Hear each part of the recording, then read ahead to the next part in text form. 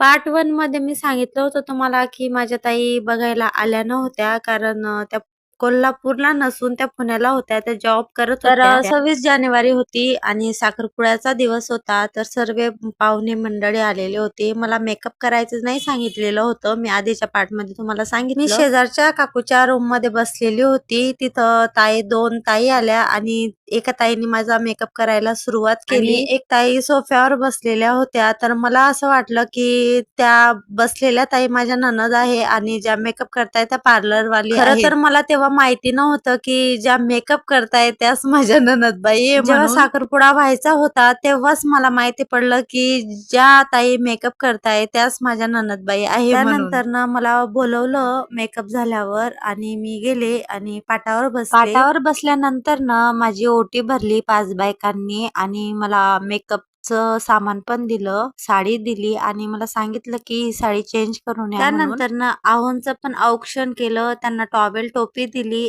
आणि त्यांच्याजवळ नारळ पण दिलं. इकडं देतात नारळ, तुमच्याकडे पण देतात का? कमेंट करून नक्की सांगा. आता पुढची स्टोरी ती मी उद्याच्या पार्टला नक्की टाकेल. तुम्हाला अरेंज मॅरेज स्टोरी पूर्ण बघायची असेल तर YouTubeवर जाऊन पूर्ण बघा. Okay, bye.